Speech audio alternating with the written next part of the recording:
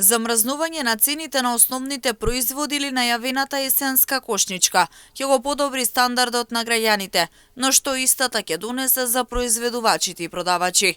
Согласно претходните изјави на министерот за економија, 100 производи меѓу кои овошјето, зеленчукот и оризот ќе бидат на листата производи со замрзнати цени или пак со ограничена маржа. Произведувачите на зеленчук велат дека замрзнувањето за нив е прифатливо до некаде, но за намалување на сегашните цени на производите не може ниту да се зборува. Децидни се дека во тој случај тие ќе бидат во загуба. Се добро да паднат цените, ако паднат цените, ама треба да се они пред време да ги пуштат цените на ѓубрињата и на нафтата, да пуштат цените и на препаратите да пуштат цените. Од еден препарат е 3000 денара, а за 3000 денара јас треба да дам 300 модри паджана.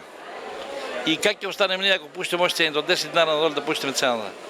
И тоа треба малку да размислува и владата, и земјоделецот немат дека цените може да се спуштат во маркетите што имат поголеми маржи на друго.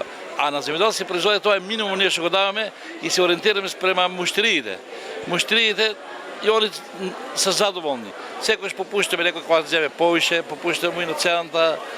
И од таа цена надоле се пушти ние не може да останува. Се зависи од робата, зависи колку роба има. Цените многу, мислам, замрзнувањето нема да влијае, се зависи од понудата на роба, колку роба ќе има.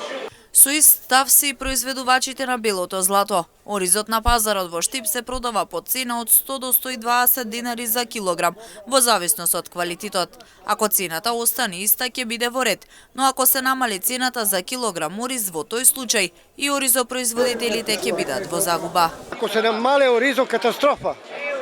И сега, а за тоа што, да речеме, на еден декар ориз, нека пресмета владата и Мицкоски колку пари треба да даде ние.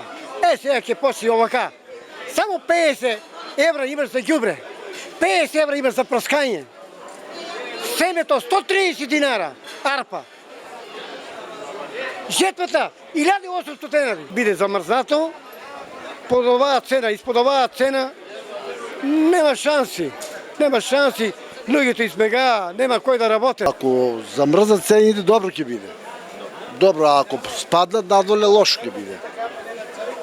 А сега тие цени ако останат, добро ќе биде. Сега зависи рандаманите на оризо, приходо, се тоа многу зависи.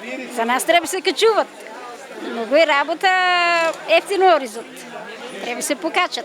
Во меѓувреме, согласно потребите на граѓаните и она што најчесто се купува во одреден временски период, ќе се прават предновогодишна пролетна кошничка со цел да се намали инфлацијата во државата.